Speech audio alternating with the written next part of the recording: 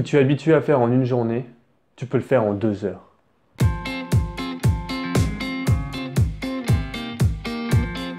Salut à tous, bienvenue sur ma chaîne YouTube. Aujourd'hui, je vais vous faire un résumé du livre appelé Deep Work. Donc c'est une amie à moi qui me l'a passé il y a quelques années, je dirais il y a 2-3 ans, mais j'ai jamais pris le temps de le lire. Et il y a quelques mois, j'ai eu soudain l'envie, ok, il faudrait peut-être que je lui rende un jour.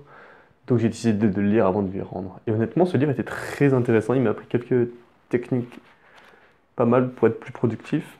Et il est très rapide à lire, il fait 250 pages et l'écriture est très grande, comme vous pouvez voir, peut-être. Donc honnêtement, il vaut vraiment le coup. Donc je vais mettre le lien dans la description de ce livre si vous voulez vous l'acheter sur Amazon. Il est vraiment très bon livre. L'idée principale de ce livre est de réduire la distraction. Si tu arrives à réduire la distraction de tout ce qui est autour de toi, tu vas être capable de travailler plus dur et plus efficacement.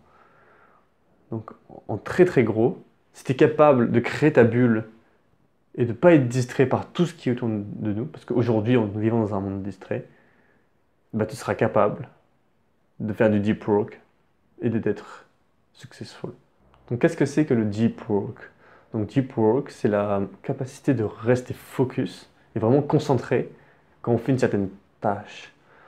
Par exemple, en très gros, si on prend une équation, c'est augmenter la productivité et réduire le temps passé, qui permet de faire ce qu'on faisait en une journée en seulement 2 heures, par exemple. Et ça, c'est clé pour votre succès. Là, je voudrais vous raconter une petite histoire de Carl Jung. On connaît tous Carl Jung, et en fait, il était comme nous. Il était vraiment très distrait. Il pouvait vraiment avoir du mal à se concentrer sur des choses. Et ce qu'il faisait pour réduire les distractions, c'est qu'il se cachait dans une cabane au milieu d'une forêt. Donc quand il allait pendant des mois là-bas, juste pour travailler et être plus efficace dans son travail. Et c'est quelque chose qui lui a vraiment aidé pour réduire les distractions. Et bon, aujourd'hui, je sais que c'est compliqué, on ne peut pas toujours se dire tiens, je vais aller dans ma cabane juste pour travailler ou quoi que ce soit. Mais ce qu'on peut faire, c'est essayer de réduire les distractions quand même en disant à nos collègues bon là je vais travailler, ne venez pas me parler, j'ai envie d'être concentré. Comment est-ce que tu peux faire du deep work?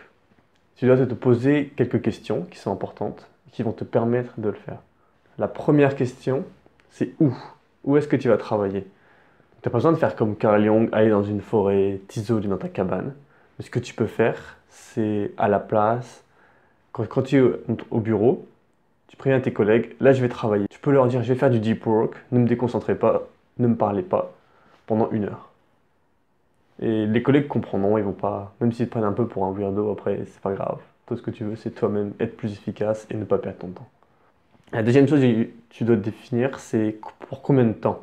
Combien de temps est-ce que tu vas travailler? Est-ce que tu vas travailler pendant une demi-heure? Est-ce que tu vas travailler pendant 1 heure? Est-ce que tu vas travailler pendant 2 heures? Ça te permet de préparer ton cerveau à la tâche que tu vas devoir effectuer. Troisième chose, et comment est-ce que tu vas travailler? Est-ce que tu vas travailler avec Internet?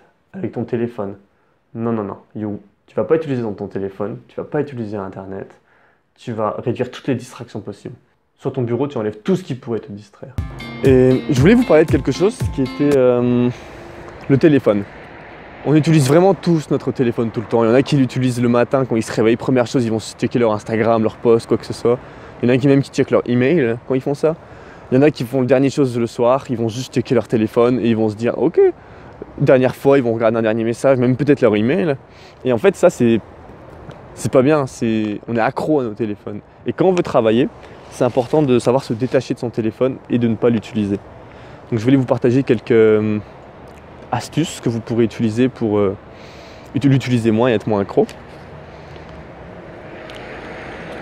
Donc la première chose, ça peut être par exemple de l'éteindre. Je sais que ça peut sembler un peu fou des fois, mais juste éteignez-le pendant 1 heure et essayez de travailler pendant cette heure-là sans votre téléphone, sans y penser. Et ça peut vraiment aider. Si vous ne voulez pas l'éteindre, vous pouvez par exemple à la place le donner à une collègue. Vous lui dites tiens, voilà mon téléphone, ne me le redonne pas avant 1 heure. Dans 1 heure, je viendrai le chercher et tu me le rends. Mais pas avant, même si je viens te le demander. Et grâce à ça, ça va te permettre d'arrêter de toujours vouloir le checker. Parce que des fois, quand on veut travailler, qu'on veut écrire par exemple, on a tendance à le prendre, à checker. Et ouais, une Une troisième chose, ça va être l'application qui s'appelle Forest. Et en fait, cette application, si vous la téléchargez, elle va permettre, si vous pouvez payer pour avoir créé des vrais arbres, mais en très simple, il y a une version gratuite. Et quand vous la téléchargez, vous pouvez dire je veux être concentré pendant 20 minutes, 1 heure, 2 heures, et vous allez planter des arbres et créer votre propre forêt. Et le téléphone va être bloqué pendant 1 heure, 20 minutes ou quoi que ce soit.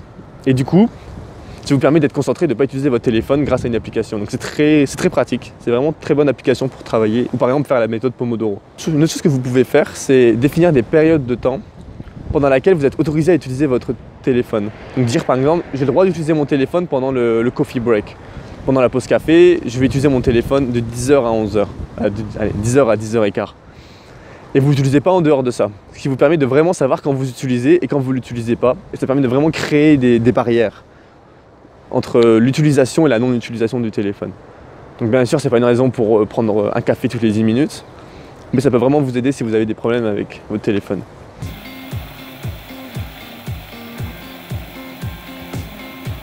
Tu dois te concentrer sur ta tâche la plus importante en premier.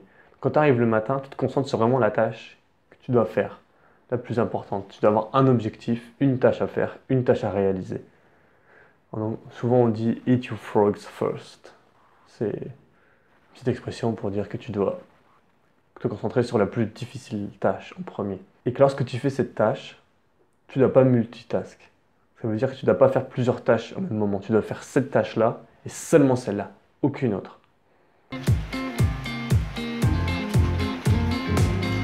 Pourquoi est-ce que tu ne devrais pas multitask? Je vais vous donner un petit exemple. C'est une étude qui a été faite et ils ont pris 2 groupes de personnes. Et ils leur ont demandé de faire un puzzle. Le premier groupe a pu travailler sur le puzzle pendant 1 heure d'affilée, sans interruption. Le deuxième groupe était souvent interrompu, avec des petites pauses, et on travaillait 20 minutes. Puis une pause, on leur a parlé, tout ça. Puis 20 minutes, puis 20 minutes. Quel groupe a fini en premier et a été le plus efficace à faire le puzzle? Le premier groupe. C'est pour ça que lorsque tu travailles sur une tâche, reste concentré sur cette tâche-là et ne fais rien d'autre. Pendant 1 heure, tu restes sur ta tâche. Une autre chose, c'est qu'en fait, dans notre cerveau, on a des groupes de neurones. Les neurones deep work, les neurones pour cuisiner, les neurones pour être distrait, les neurones pour regarder Netflix, les neurones pour avoir du fun. On a vraiment de tout type de groupes. Et pour entraîner ces groupes-là, il faut les faire souvent. Par exemple, les neurones deep work, mais ils ne sont pas très forts si on n'est pas habitué à le faire. On a peut-être 10 neurones qui se battent en duel. On a peut-être 10 neurones et ils ne sont pas habitués à être activés. Mais du coup, si tu actives d'autres neurones en même temps, ça va faire que si tu actives pas. Et du coup, si lorsque tu fais du deep work, tu cuisines en même temps, ou tu parles avec tes collègues, ou tu es sur ton téléphone toutes les 2 minutes, tu as tes neurones téléphone qui s'activent en même temps que tes neurones deep work. Et du coup, qu'est-ce qui se passe? Tu n'entraînes pas vraiment tes neurones deep work parce qu'ils vont juste être. Il y a tellement de neurones téléphone qui vont prendre le dessus et tu vas pas prendre l'avantage de ce que tu pourrais avoir. Et tu vas perdre l'avantage de deep work. Ça va être dur au début, mais il faut que tu t'entraînes. Tu dois te forcer à faire des sessions de 20 minutes. Même 20 minutes, c'est assez. Tu fais une session de 20 minutes de deep work. Tu travailles pendant 20 minutes, focus sur une tâche, sans distraction. Et tu vas voir, tu vas être plus efficace à la fin que d'avoir travaillé pendant 1 heure avec ton téléphone à côté et le regarder tous les 2 minutes pour regarder un message WhatsApp.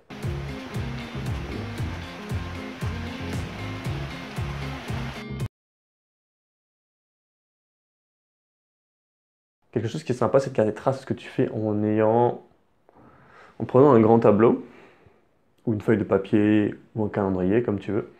Et ce que tu vas faire dessus, c'est que tu vas mettre deep work et tu vas mettre une croix tous les jours où tu as réussi à faire du deep work. Et une fois que tu auras 10 jours d'affilée de deep work, tu vas pas vouloir t'arrêter et stopper le 11e jour, ni le 12e. Et du coup, tu vas te retrouver un peu dans un effet boule de neige et tu vas continuer à faire du deep work. Tu peux faire ça pour d'autres choses. Tu peux écrire. Tu peux écrire par exemple, ou tu peux lire un article par jour, ou tu peux te challenger sur vraiment ce que tu veux. Tu mets juste les termes deep work, écrire, lire, etc., etc. Et tu fais des croix quand ça avance. Ça peut être des défis à la fois personnels et à la fois du travail. Une autre chose que l'auteur parle, c'est les to-do list. Il explique que c'est important. Il explique qu'il y a plusieurs choses importantes à considérer lorsqu'on fait sa to-do list. Et je vais vous les expliquer maintenant. L'auteur explique que c'est important de faire sa to-do list la veille pour le lendemain. Ce qui est bien, c'est d'avoir un petit calendrier, un petit agenda plutôt, un agenda avec écrit tous les jours et les heures. Par exemple, là, c'est écrit 10 du novembre, 8h, 9h, 10h, 11h, midi, etc. Et en fait, pour chaque partie, donc 8h, de 8h à 8h30 ou de 8h à 9h, vous allez écrire les tâches que vous allez faire. Donc vous devez créer des blocs de soit 30 minutes, soit 1 heure. Et pour chaque bloc, vous allez dire, ok, là je vais écrire, là je vais faire ce grand proposal, là je vais faire mon poster, là je vais faire ma présentation. Et vous devez définir toute votre journée comme ça. Toute votre journée doit être déjà prédéfinie avec ce que vous devez faire. Bien sûr, vous devez considérer les rangs de meeting que vous avez et toutes ces autres choses que vous allez aussi écrire dedans. Après, vous pouvez juste dire que vous n'êtes pas disponible. Et en faisant ça, ça va vous permettre de planifier vraiment votre journée correctement et de ne pas avoir de trous, ce qui est assez important. Une autre chose en plus, une autre chose que je voudrais ajouter, c'est que toutes les mini-tâches que vous avez, on a tous plein de petites tâches qui prennent une minute, 2 minutes, 5 minutes. Et bien, ces tâches-là, on va les grouper dans un bloc de 30 minutes ou de 1 heure s'il y en a beaucoup. De ce fait, au lieu de les faire tout au long de la journée, on va juste toutes les faire d'un coup et ça va nous éviter du tracas pour plus tard. Si pendant la journée, tu n'as pas réussi à finir une certaine tâche, écris-la et explique pourquoi tu n'as pas réussi et replanifie-la pour le lendemain. C'est important pour la faire sortir de ton cerveau. Et tu dois définir une heure à laquelle tu vas arrêter de travailler. Essaye d'arrêter avant 17h, si possible.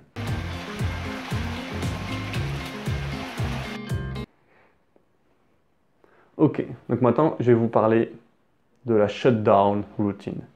C'est la routine de fin de journée à laquelle on... Donc c'est la routine de fin de journée qui consiste en plusieurs tâches avant de finir la journée. On parle beaucoup de la morning routine, bah là c'est la evening routine, à peu près. Du coup, qu'est-ce qui se passe? Qu'est-ce qu'on fait? On commence en faisant les croix sur notre calendrier que j'ai parlé plus tôt. Est-ce que vous avez réussi à faire du deep work? Est-ce que vous avez réussi à écrire? Est-ce que vous avez réussi vos objectifs?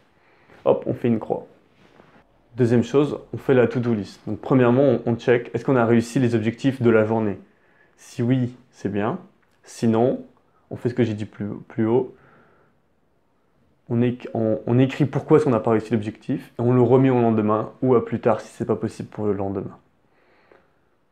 Troisième chose, on fait la to-do list pour le lendemain, comme j'ai expliqué plus haut. Quatrième chose, l'auteur, ce qu'il fait, c'est qu'il dit à voix haute shutdown complete. Donc en gros, tu peux dire que tu t'es correctement éteint. Et après ça, tu penses plus au travail. Tu éteins l'ordinateur, tu pars du bureau et c'est le repos. Tu ne penses pas à ce que tu pourrais faire plus tard, tu ne penses pas au travail, tu ne penses à rien du tout.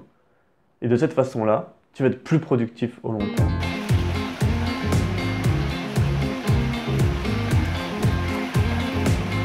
Ok, maintenant les deadlines. Comment gérer les deadlines? Donc l'auteur, il donne un petit conseil, il propose d'utiliser la méthode Roosevelt. Je vais vous donner un petit exemple. Si vous avez une importante présentation à préparer pour une conférence, dans 3 mois, essayez de définir combien de temps ça va vous prendre si vous commencez maintenant à la faire. Donc, si par exemple vous vous dites, ok, ça va me prendre 15 jours. 15 jours en travaillant un petit peu, je vais réussir à faire ma présentation. Et bien dans ce cas-là, vous vous faites une deadline beaucoup plus difficile. Une drastic deadline. Qui va par exemple dire 3 jours. Vous avez vu, on a réduit de 12 jours. Et vous donnez tout votre possible pour, dans ces 3 jours, sans laisser de côté les autres tâches, bien sûr, réussir à faire cette présentation. Et qu'est-ce que vous faites après avoir défini 3 jours? Vous le dites à vos collègues. Vous dites à vos collègues, je vais faire ma présentation, dans 3 jours, elle sera prête, ça va être bien, je vais pouvoir l'envoyer directement à mon superviseur. Et là, vous allez avoir de la pression sociale, donc vous allez sentir le besoin d'être efficace.